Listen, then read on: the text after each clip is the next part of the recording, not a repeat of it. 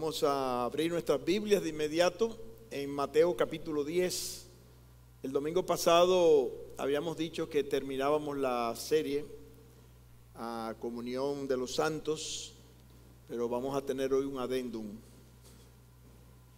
Así que abran sus Biblias en Mateo capítulo 10, verso número 34 al versículo número 39.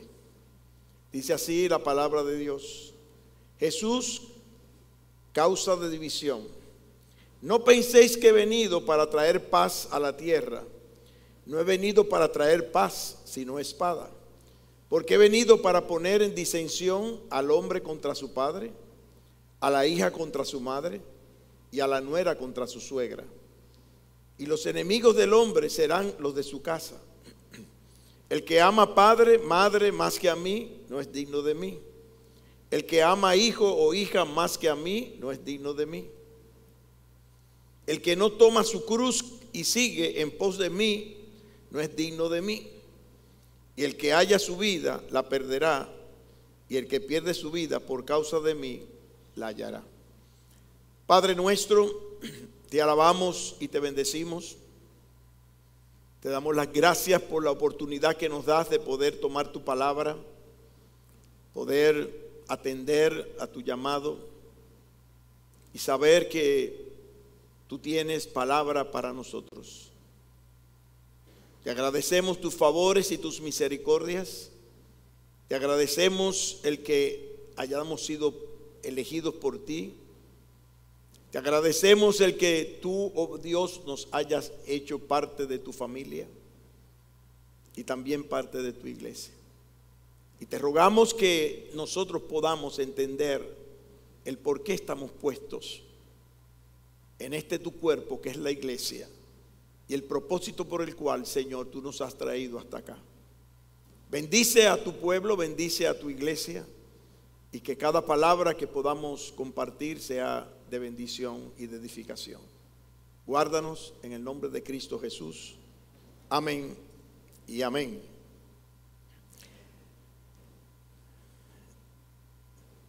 Este pasaje de la Escritura nos habla de la consagración en la comunión de los santos y la manera en que nosotros como creyentes debemos de ser instruidos en todo cuanto el Señor nos ha declarado para que su obra sea ciertamente bendecida. El Señor quiere que nosotros nos consagremos a Él. Hay un pasaje por excelencia en Romanos capítulo número 12 y versículo número 1 y versículo número 2, cuando el apóstol Pablo llama al pueblo de Dios y en especial a los romanos en esta epístola a consagrarse para la gloria de nuestro Dios. Os ruego por las misericordias de Dios que presentéis vuestros cuerpos en sacrificio vivo, santo, agradable a Dios, que es vuestro culto racional. No os conforméis a este siglo, dice ese texto, sino transformaos por medio de la renovación de vuestro entendimiento para que comprobéis cuál es la buena voluntad de Dios, agradable y perfecta. Aquí vemos en esta porción de la palabra que luego de que el Señor instruye a sus discípulos y les enseña la obra que ellos tenían que hacer dentro del pueblo de Israel, les confiesa todo lo que habían de padecer por causa de su nombre. Hablaba allí de las persecuciones que ellos padecerían, de la manera en que ellos iban a ser acosados, perseguidos por causa del nombre de nuestro Señor Jesucristo. Y este texto corona diciendo: no penséis que he venido para traer paz a la tierra. No he venido para traer paz, sino espada. Dice, porque he venido para poner en disensión al hombre contra su padre, a la hija contra su madre, a la nuera contra su suegra, y los enemigos del hombre serán los de su casa. El que ama padre, madre más que a mí, no es digno de mí. El que ama a hijo o hija más que a mí, no es digno de mí. Y el que no toma su cruz y sigue en pos de mí, no es digno de mí. El que haya su vida la perderá, y el que pierde su vida por causa de mí la hallará. Cuando vemos en esta porción de la Escritura lo que el Señor está diciendo a los discípulos, vemos tal vez una aparente contradicción de lo que ya se ha dicho que sería el Mesías prometido y lo que el Mesías prometido venía a traer para su pueblo. De hecho, si nosotros abrimos nuestras Biblias en Isaías capítulo número 9, encontramos allí en el verso número 6 la manera en que la Biblia nos muestra o nos profetiza acerca de la persona del Mesías. Y dice allí la palabra: porque niño nos es nacido, hijo nos es dado, y el principado sobre su hombro, y se llamará su nombre admirable, Consejero, Dios fuerte, Padre eterno, Príncipe de paz. El pueblo de Israel esperaba un príncipe de paz. En Zacarías, también buscando en ese texto de la Escritura, y capítulo número 9 y verso número 10, también nos dice algo particular acerca de esa cualidad del Mesías prometido. Y Zacarías capítulo 9 verso 10 dice: de Efraín destruiré los carros y los caballos de Jerusalén, y los arcos de guerra serán quebrados, y hablará paz a las naciones, y su señorío será de mar a mar, y desde el río hasta los fines de la tierra. Cuando leemos todo lo que había sido profetizado acerca del Mesías, y vemos de igual forma lo que ya el Señor Jesucristo nos está enseñando en el principio de su ministerio, si podemos abrir nuestras Biblias en Mateo capítulo 5 y verso número 9, encontramos allí en esta porción de la Escritura que también el Señor Jesucristo nos habla de manera particular de la importancia de ser personas de paz. Y ahí está en Mateo capítulo 5, verso número 9, dice: bienaventurados los pacificadores, porque ellos serán llamados hijos de Dios. De igual forma, un poco más adelante, en el capítulo número 10 y versículo número 13, nos dice allí la palabra del Señor: y si la casa fuere digna, vuestra paz vendrá sobre ella. Mas si no fuere digna, dice allí la Escritura, vuestra paz se volverá a vosotros. Asimismo, en Marcos capítulo número 9, y verso 50, dice el Señor: buena es la sal, mas si la sal se hace insípida, ¿con qué sazonaréis? Tened sal en vosotros mismos y tened paz los unos con los otros. Cuando vemos todo lo que la Biblia nos enseña acerca del príncipe de paz, de todo lo que el Señor en el principio de su ministerio está enseñando a los discípulos acerca de la manera en que debían de tener paz entre ellos y que debían de proclamar la paz del Señor, y vemos ahora en este versículo número 34 del capítulo número 10, podemos pensar en una posible contradicción de la enseñanza bíblica que trae nuestro Señor Jesucristo. Pues de ninguna manera hay contradicción en lo que el Señor Jesucristo nos está enseñando. Porque cuando el Señor Jesucristo está hablando aquí, y tal vez pudiese sorprender lo que Él está diciendo aquí acerca de el hecho de que Él no ha venido a traer paz, como dice aquí, sino espada, está hablando de la reconciliación del creyente, de la manera en que creyente con creyente han de tener paz, pero aquellos que no sean creyentes, aquellos que no hayan confiado en la persona de nuestro Señor Jesucristo, no pueden tener paz unos con otros y mucho menos paz con Dios. La Biblia nos enseña, de hecho, en Romanos capítulo número 5 y versículo número 1, justificados pues por la fe, que dice la Biblia, tenemos paz para con Dios. Significa, y vemos de acuerdo a la palabra del Señor, que el Señor Jesucristo aquí nos menciona y nos enseña que no podemos entender de ninguna manera que vamos a poder tener comunión con alguien que no haya reconciliado su alma con el Señor. No puede haber comunión entre la luz y las tinieblas.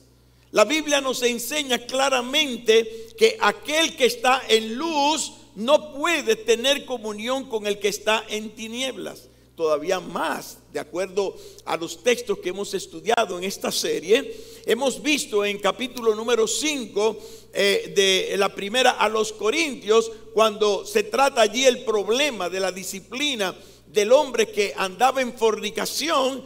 Dice el apóstol Pablo: os he escrito que no juntéis con ninguno que llamándose hermano fuese fornicario, adúltero, mentiroso, borracho, ladrón, lo que usted quiera ponerle ahí. Y él explica claramente: no con los borrachos y con los adúlteros y con los fornicarios de este mundo, porque si fuese así hubiésemos tenido que salir del mundo. Más bien os escribí que no juntéis con ninguno que llamándose hermano, con alguno que diciendo que está en paz con Dios, está viviendo como si estuviese en guerra con Dios, como si estuviera en contra de la persona de nuestro Dios. Y es lo que vemos aquí en esta porción de la Escritura, cuando el Señor nos habla claramente y en primer lugar de lo que es su propósito y de esa instrucción primaria que nuestro Señor Jesucristo da a los apóstoles en esta porción de la Escritura. Hay una diferencia fundamental entre la intención primaria que el Señor nos presenta aquí en cuanto a lo que fue su misión y el resultado práctico de esa misma misión. La instrucción primaria de Jesús fue y es la paz entre Dios y el hombre, y entre el hombre y el hombre que haya sido justificado por Dios. Y ahí es donde está la comunión entre los santos. De ahí es que radica el hecho de que podamos tener comunión. No podemos de ninguna manera tener comunión con Dios, como dice aquí la Escritura, si nosotros no hemos estado o no hemos pasado por el proceso de la reconciliación con Dios. Nuestro Dios y Padre, Jehová de los ejércitos, es el Dios de paz. Y según nos dice Romanos capítulo 15 y verso 33, notamos en ese pasaje de la Escritura, cuando el apóstol Pablo está escribiendo a la iglesia de Roma, y vemos allí cuando nos enseña la palabra de Dios: y el Dios de paz sea con todos vosotros. Así dice el apóstol Pablo en esta porción de la Escritura. Asimismo, en el capítulo número 16, en el versículo número 20, ya en la despedida de su epístola, dice: y el Dios de paz, dice allí, aplastará en breve a Satanás bajo vuestros pies. La gracia de nuestro Señor Jesucristo sea con todos vosotros. ¿Qué está diciendo la palabra del Señor? Él mandó a su Hijo al mundo a traer paz, según nos apunta la Sagrada Escritura. Ahí en Lucas capítulo número 2 y versículo número 14, la Biblia nos enseña que Jesucristo se encarnó para traer paz a los hombres aquí en la tierra, a los hombres, como dice aquí la Escritura, a que hagan la voluntad de Dios. No a los hombres de buena voluntad, porque no hay hombres de buena voluntad. Porque ese versículo lo han tergiversado. Cuando dicen por ahí, en la tierra paz y buena voluntad, a los hombres que de buena voluntad, no. Y buena voluntad dice ahí para con los hombres. ¿Cuáles hombres? Los que se reconcilien con Dios y hagan la paz con Dios, como dice la Escritura. Jesús también se conoce como el príncipe de paz, según también nos enseña, y ya lo leímos en Isaías capítulo 9 y verso número 6. De igual manera, Él anunció paz para todos los hombres, y Él es nuestra paz, como también nos enseña la palabra en 2 Corintios capítulo número 5 y verso número 19. Segunda Corintios capítulo 5 y verso número 19 nos dice que Dios estaba en Cristo, y este es el centro o el principio central de lo que estamos hablando. Dice allí que Dios estaba en Cristo reconciliando consigo al mundo, no tomándoles en cuenta a los hombres sus pecados, y nos encargó a nosotros la palabra de la reconciliación.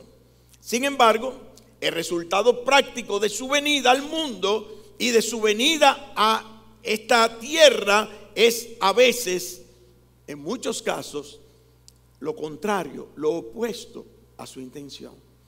¿Por qué? Porque hay hombres que no quieren hacer la paz con Dios. Porque hay hombres que están en contra de la enseñanza y de la vivencia de la vida cristiana cuando nosotros tenemos paz con Dios. Es antibíblico, completamente antibíblico exponer que nuestro Señor Jesucristo se ha presentado como un mensajero de guerra y no de paz. Él no vino a traer guerra o disensión con los que se humillan delante de su presencia y reconocen que Él ha venido a traer paz al hombre con Dios. Nuestro Señor Jesucristo, como mensajero de paz o de la paz, y nos enseña aquí la palabra de Dios. Y es importante que nosotros expliquemos la función de nuestro Señor como mensajero de esa paz. La palabra de Dios nos muestra que el hombre está en guerra con Dios y se ha constituido en enemigo de Dios, y por causa de su pecado, de hecho, la ira de Dios está sobre el hombre pecador. Allí en Juan capítulo 3 y verso número 36, ¿qué nos dice la palabra? Nos dice: el que cree en el Hijo tiene vida eterna, pero el que rehúsa creer en el Hijo, dice allí, no verá la vida, sino que la ira de Dios está sobre él. Dice aquí la Sagrada Escritura. La ira de Dios está sobre él. Por eso el hombre sin Dios tiene que buscar la reconciliación con el Señor para poder estar en paz con Dios. Romanos capítulo 5, verso 8 al 11 también nos dice: mas Dios muestra su amor para con nosotros en que, siendo aún pecadores, Cristo murió por nosotros. Pues mucho más, estando ya justificados en su sangre, por él seremos salvos de la ira. ¿De cuál ira? La que pende sobre el hombre por causa de su pecado. Dice: porque si siendo enemigos fuimos reconciliados con Dios por la muerte de su Hijo, mucho más, estando reconciliados, dice allí, seremos salvos por su vida. Y no solo esto, sino que también nos gloriamos en Dios por el Señor nuestro Jesucristo, por quien hemos recibido ahora la reconciliación. Todavía más, para corroborar esta idea, podemos recordar en este momento lo que la palabra de Dios nos muestra. Fue, diríamos, la prosa de los ángeles que anunciaron a los pastores en Belén el momento en que el Señor venía a la tierra. Y es aquí cuando dice: y repentinamente, Lucas 2:13, y repentinamente apareció con el ángel una multitud de las huestes celestiales que alababan a Dios y decían, aquí está lo que citábamos hace un momento: gloria a Dios en las alturas y en la tierra paz, buena voluntad para con los hombres. Ahora bien, ¿cuál es el precio de esa paz? Para nosotros ha sido gratis, por gracia, pero para Dios tuvo un alto costo. El costo más alto y el precio más alto que nosotros pudiésemos poner en esta tierra a algo o a alguien. La Biblia nos enseña, y cité ese texto de igual manera en Romanos capítulo 5, cuando la Escritura nos dice: justificados pues por la fe, tenemos paz para con Dios por medio de nuestro Señor Jesucristo. ¿Cuál es el objeto de esa fe? La obra hecha por Cristo en la cruz del Calvario. Su sangre derramada por nuestros pecados, dice la palabra de Dios, es lo que nosotros necesitamos y ha sido provisto para el hombre para que pueda estar en paz con Dios. El asunto es que, como ya se advirtió, y lo advirtió el mismo Jesús, que no todos han de recibir el regalo de Dios para reconciliarse con Él y obtener esa paz eterna. Esta es la razón por la cual todos aquellos que no hagan la paz con Dios se convertirán o seguirán convertidos en enemigos, en pecadores enemigos de la persona de Dios. A algunos les parecerá algo inverosímil a todo lo que se dice aquí, pero esa es la triste realidad. El hombre solamente tiene dos lugares eternos: aquel que haga la paz con Dios, dice la palabra, porque todos somos enemigos de Dios por causa de nuestro pecado, por causa de nuestra maldad, por causa de que todos hemos pecado. Dice la palabra, solamente aquellos que se reconcilien con Dios pueden hallar esa paz que sobrepasa todo entendimiento. Por eso, cuando un miembro de la familia de Dios decide seguir a Jesús, dándole al Señor lealtad absoluta, como Él demanda en su palabra, va a tener comunión con todos aquellos que hacen la voluntad del Señor. Cuando uno que dice ser parte de la familia de Dios decide no andar conforme a lo que establece la palabra de Dios, no puede tener comunión con los que son fieles a la demanda de nuestro Señor. Algunos procuraban seguir al Señor, otros seguían a otros señores. Bueno, ustedes saben, de hecho, cuando iniciamos este estudio en 1 Corintios capítulo número 1, la división que había dentro del pueblo de Dios en la ciudad de Corinto, donde ellos habían creado partidos, tomando a cada uno de los líderes que habían pasado por esa ciudad de Corinto. Y bueno, nosotros había un grupo que era de Pablo, otro que era de Apolo, otro que era de Cefas, y los más espirituales decían que eran de Cristo. El problema era que también tenían su propio partido. Y la Biblia nos enseña que aquel que está en Cristo tiene unidad y busca la unidad de ese cuerpo de Cristo, viviendo en santidad y honor. El Señor dice aquí: no penséis que he venido para traer paz a la tierra. No he venido para traer a paz, sino espada. Y aquí describe claramente dónde vendría esa confrontación con aquellos que no están haciendo la voluntad del Señor. Porque dice aquí: porque he venido para poner disensión, dice al hombre, contra su padre. Bueno, que el hombre está hablando del creyente. No, el creyente honra a su padre, como dice la palabra de Dios. Pero cuando usted está en un hogar a donde su padre se convierte en su enemigo tan solamente porque usted recibió a Cristo como Salvador, usted sabe que hay lugares y padres que han sacado a sus hijos de sus hogares porque se han convertido a Cristo. Usted sabe que hay padres que han perseguido a sus hijos en otras naciones porque se han convertido al Señor Jesucristo y le han negado su paternidad.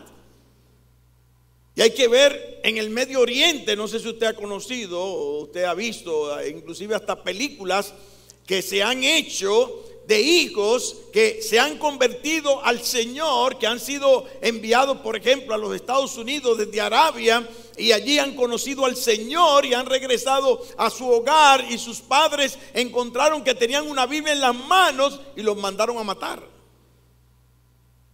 Y los persiguieron y los persiguen, tan solamente porque han confesado la fe en Cristo.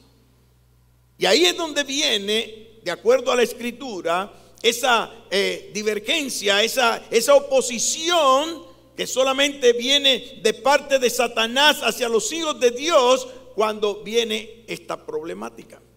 Y dice aquí: Vine para poner disensión al hombre contra su padre, a la hija contra su madre, a la nuera contra su suegra. Bueno, ese es otro problema que hay, ¿verdad?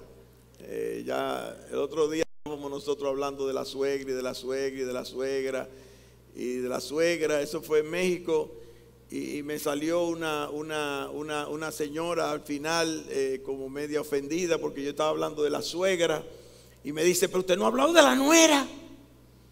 Y le digo yo, no, pero ¿y qué hay que hablar de la nuera? Siempre se habla de la suegra. Usted tiene que saber por qué se le dice nuera. Y digo, no, yo no sé. Esa no era la que yo quería para mi hijo.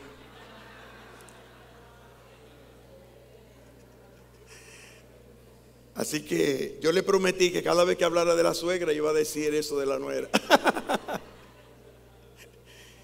El asunto es, como vemos aquí, que el problema no es porque, bueno, se llevan mal o no se llevan bien o porque esto, porque lo... Es que está hablando aquí de los que han sido reconciliados con Dios y han hecho paz con Dios, enfrentados a los que no están reconciliados con Dios. Eso es lo que enseña aquí la palabra de nuestro Dios. Y por eso dice acá, los enemigos y los enemigos del hombre serán los de su propia casa. Y es muy triste, déjeme decirle, es muy triste. Yo recuerdo cuando yo me convertí a Cristo, eso fue una bomba en nuestra familia. Y todavía cuando el Señor me llamó al ministerio y José de arquitecto se metió ahora a pastor, eso fue la ignominia más grande que pudo pasar en nuestra familia. Y déjeme decirle que nosotros nos sentimos completamente solos y abandonados, porque todo aquel que iba a mi casa iba por lo que yo tenía, por lo que yo le daba a beber, por lo que yo le daba a comer. Cuando yo dejé de brindarle alcohol a los amigos, nunca más visitaron mi casa. Y la Biblia me enseña claramente que aquel que quiere vivir piadosamente va a pasar persecución. Y por eso va a haber guerra, espada, como dice el Señor, entre unos y otros, aún dentro de su mismo hogar, por causa del evangelio de nuestro Señor Jesucristo. Ahora bien, en capítulo número 10 y verso número 37 ahora, el Señor dice, y habla aquí y pone el énfasis y la prioridad de aquel que ha creído en el amor de Jesús o hacia Jesús. Y declara aquí, ahora dice el Señor, el que ama padre o madre más que a mí, ¿qué dice ahí? No es digno de mí. Y el que ama a hijo o a hija más que a mí, no es digno de mí.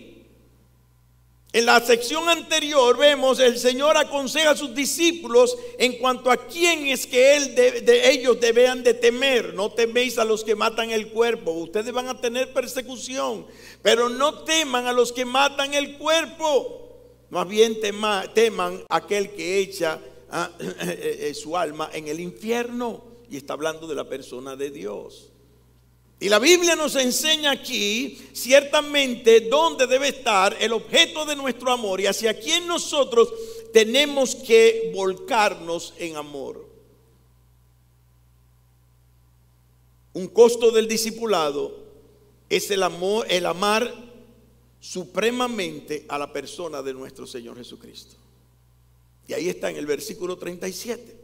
Y eso no quiere decir que el discípulo no tiene el deber de honrar y amar a sus padres. Eso no es lo que está diciendo. Lo que está diciendo es que por encima del amor hacia tu padre, por encima del amor hacia tus hijos, por encima del amor hacia tu suegra, el amor hacia tu nuera, el amor hacia el que sea, tú tienes que amar primeramente al Señor. Mateo capítulo 22 y versículo 37 nos dice, Jesús les dijo, amarás al Señor tu Dios con todo tu corazón, con toda tu alma y con toda tu mente. Este es el primero y grande mandamiento. Y el segundo es semejante, amarás a tu prójimo como a ti mismo. De estos dos mandamientos depende toda la ley y los profetas, dice el Señor. O sea que Jesús nos está diciendo que no amemos a nuestros familiares, que no amemos a nuestros amigos, sino por el contrario, Él dice que debemos que amarlo, pero tenemos que amar primeramente por encima de nuestros familiares y amigos y el que sea a nuestro Señor. En pocas palabras, esa mamá que le dice al hijo, bueno, pues mira a ver lo que tú, o tú me amas a mí y deja eso del Señor, de que te convertiste, usted tiene que tomar una decisión. Y va a tener que tomar una decisión. Y a veces entre el matrimonio se tiene que tomar esa decisión. La Biblia dice en primera a los Corintios, en el capítulo número 7, habla de aquel hombre que siendo incrédulo no consiente en vivir con una mujer creyente. Y el apóstol Pablo le dice, bueno, si se separa y quiere irse, sepárese, quédese sin casar o reconcíliese con su marido, pero usted no está sujeta a servidumbre. Usted está para amar al Señor y para servir al Señor y para glorificar el nombre del Señor. Por supuesto, asegúrese de que usted como esposa o ese hombre como esposo, si es un caso contrario, esté cumpliendo con lo que la Biblia manda con respecto a lo que Él demanda a cada uno dentro del matrimonio, ¿verdad? Porque si estamos hablando de una mujer creyente y el marido incrédulo y la mujer nada más está en la iglesia y metida en la iglesia y todo que en la iglesia y reunión con las hermanas, y la casa está vuelta un tollo y el marido no tiene cena, entonces eso es otra cosa. Usted está desobedeciendo la palabra de Dios, porque usted tiene que atender a su marido como la Biblia del Señor, o la palabra del Señor le manda. Pero estamos hablando dentro del concepto que Él diga, tienes prohibido que tú te congregues o que vayas a alabar a ese Señor o a ese Dios o vayas a... Usted no está sujeta. Usted tiene primero que estar sujeta a Cristo y después entonces sujeta, como dice la Escritura, ¿verdad?, a su marido en este caso. El amor a Jesús demanda entrega. Entrega, hermanos, entrega. Y ahí es donde nos damos cuenta quién es quién. Ahí es que nos damos cuenta quién está siguiendo al Señor y quién no está siguiendo al Señor. La Biblia nos enseña ahora en el verso 38 del capítulo 10 de Mateo: el que no toma su cruz y sigue en pos de mí no es digno de mí. En Mateo capítulo 16 leemos una ampliación a este texto. Y dice, entonces Jesús dijo a sus discípulos: si alguno quiere venir en pos de mí, niéguese a sí mismo y tome su cruz. Y Lucas agrega todavía, cada día, y sígame. Porque todo el que quiera, dice, salvar su vida la perderá, y todo el que pierda su vida por causa de mí la hallará. Porque ¿qué aprovecharé al hombre si ganare todo el mundo y perdiere su alma? ¿O qué recompensa dará el hombre por su alma?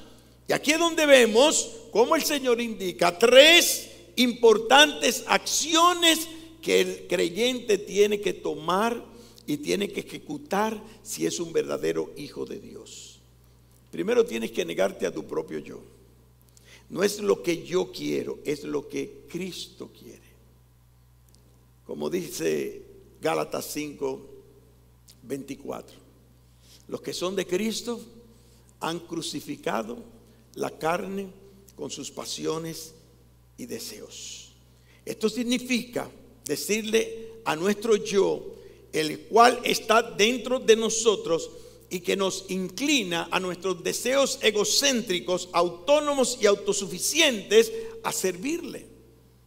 Y la Biblia nos enseña que nosotros tenemos un solo Señor cuando nos convertimos a Cristo, y ese Señor es nuestro Señor Jesucristo. Ahí es donde está la primera acción que el hombre creyente tiene que, aquel que se ha reconciliado, aquel que está en paz con Dios, tiene que tomar. Lo segundo que dice aquí, tomar su cruz cada día. Y es interesante que el Señor no dice, tomen mi cruz. Ya él tomó su cruz, la cruz de la obediencia. La obediencia llevó a Cristo a la cruz del Calvario. La obediencia llevó a Cristo a dejar su trono de gloria y venir a ser como uno de nosotros, como dice Filipenses capítulo número 2. Él tuvo su propia cruz. Yo no sé cuál es tu cruz. ¿Qué es lo que te impide o qué es lo que se opone o qué es lo que está en contra de que tú hagas la voluntad del Señor? Pero cada uno tiene su propia cruz.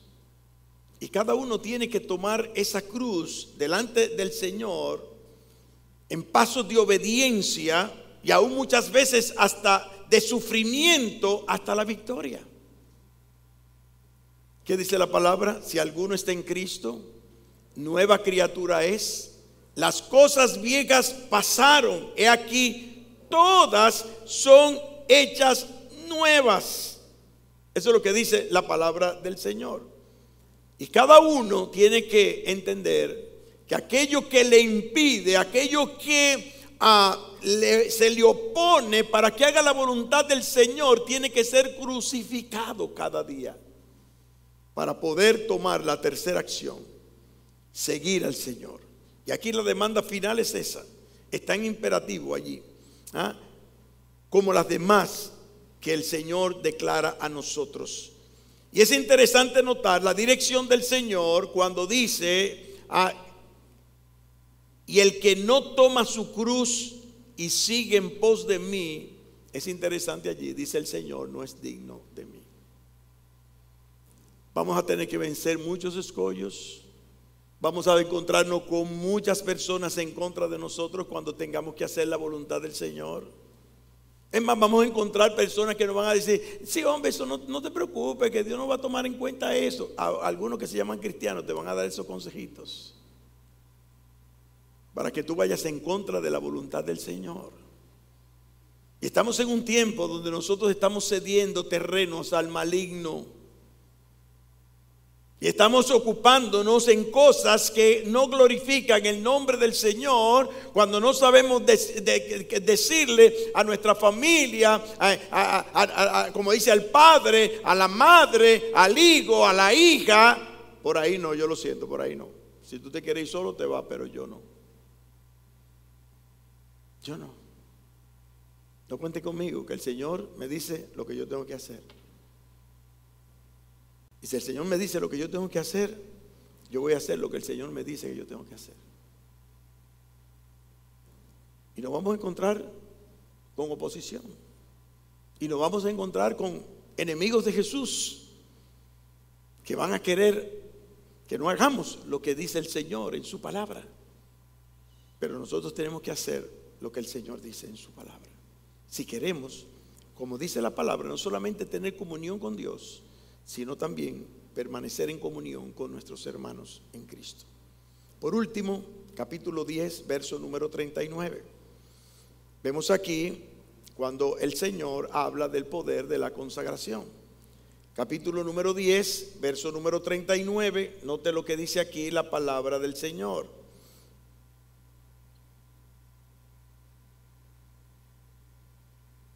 Note aquí lo que dice la Escritura. Algo interesante. El que haya su vida, la perderá. Y el que pierde su vida por causa de mí, la hallará. Interesante lo que el Señor está planteando en esta porción de la palabra. Como sabemos, el principio más profundo incorporado en las enseñanzas de nuestro Señor Jesucristo es la cruz. La cruz es el símbolo de la muerte de Cristo. Cuando la Biblia habla de la cruz de Cristo, cuando la Biblia habla de la sangre de Cristo, está hablando de la muerte vicaria de Cristo Jesús en la cruz del Calvario. Está hablando del único medio por el cual nosotros podemos lavar nuestros pecados y ser limpiados de nuestros pecados para tener reconciliación con Dios. La cruz es símbolo de esa muerte. Él es entregar en obediencia lo más precioso que tenemos en este mundo, como dice aquí la palabra de Dios, para glorificar el nombre de nuestro Señor Jesucristo. Por eso el seguir a nuestro Señor Jesús conduce por el camino que lleva a la cruz que nosotros tenemos que entregar y que llevar en esta tierra para glorificar su nombre. Por eso el que no está dispuesto a esto, mire, yo no sé cómo hay personas que se llaman cristianas, que viven diciendo que son cristianas, que quieren vivir como les da la gana y todavía siguen diciendo que son cristianas. Diga lo que usted quiera, pero por favor no diga que usted es cristiana. Cuando estamos hablando de una persona cristiana, estamos hablando de una persona que hace la voluntad de Cristo. Eso es lo que dice la Escritura, de una persona que se ha consagrado a Cristo, que está interesado en conocer cuál es la voluntad de Cristo. Y para tú conocer la voluntad de Cristo, ya lo hemos dicho, Romanos capítulo 12, verso número 1 y verso número 2, tú tienes que entregar tu cuerpo en sacrificio vivo, santo, agradable a Dios, que es vuestro culto, vuestro servicio racional delante del Señor, no conformándote a este mundo. Ese es el gran problema de hoy, que queremos tener un pie en el mundo y un pie en Cristo. Eso no se le ocurría a un cristiano de la iglesia primitiva, porque el que decía que era cristiano lo lanzaban al foso de los leones, y el que decía que era cristiano era porque era cristiano, porque sabía que lo que le esperaba era la muerte allí en el circo romano. Ahora no, ahora es un show, uno llamarse cristiano, andar con una crucecita, con diamantes y con esmeralda y con no sé cuántas cosas más que la gente se pone para decir que es cristiano. Ahora es un esnofa, ahora todo el mundo es cristiano. Todo el mundo es cristiano, ¿sabes? Afuera todo el mundo es cristiano. Hasta los que están en la cárcel porque han matado gente, hasta esos son cristianos. ¿Quién es el cristiano? Uno que vive como Cristo, uno que anda como Cristo, uno que crucifica su carne como la crucificó Cristo Jesús. Ese es el verdadero cristiano. Ese es el cristiano del cual habla la palabra de Dios. Y aquí este versículo 39 expresa lo mismo que dice el verso número 38, pero de manera contraria o al revés. Anuncia aquí la paradoja, tal vez una aparente contradicción para algunos, pero dice aquí: el que pierde su vida, el que haya su vida, perdón, dice allí, porque hay muchos que, ¿verdad?, se descollan en este mundo y llegan a ganarse todo el mundo. Pero ¿qué dice la Biblia? Pierden su alma. Pero el que pierde su vida, dice el Señor, por causa de mí, asegúrate que sea por causa de Cristo. No de una religión, como se explicó esta mañana, no por una iglesia, no por una denominación, no por Cristo. Por Cristo. Porque debe decirle, en el pasado hubieron hasta guerras allá en Inglaterra, con Irlanda, defendiendo su posición doctrinal. La Biblia dice: por Cristo, por Cristo, por Cristo es que tenemos que morir, dice la Escritura. Asegúrate que sea por Cristo. Y vemos ahí cuando el Señor dice claramente: el que la pierde por causa de mí la hallará. Y tenemos esa bendición, y esa es la gran motivación que el Señor nos da, de que un día estaremos con Él en la eternidad. Note lo que dice Romanos 8, 17 y 18. Dice: y si hijos, también herederos, herederos de Dios y coherederos con Cristo. Pero oiga cómo dice aquí: si es que padecemos juntamente con Él, para que juntamente con Él seamos glorificados. Pues tengo por cierto que las aflicciones del tiempo presente, aquí está la motivación para nosotros, dice, no son comparables con la gloria venidera que en nosotros ha de manifestarse. Y eso es lo que debe mover nuestro corazón y nuestra alma, para padecer, sufrir con gozo cualquiera cosa que nosotros padezcamos por causa de nuestro Señor Jesucristo. Hermano, no sea una caricatura de cristiano. No sea algo que se parece a un cristiano. Sea un cristiano.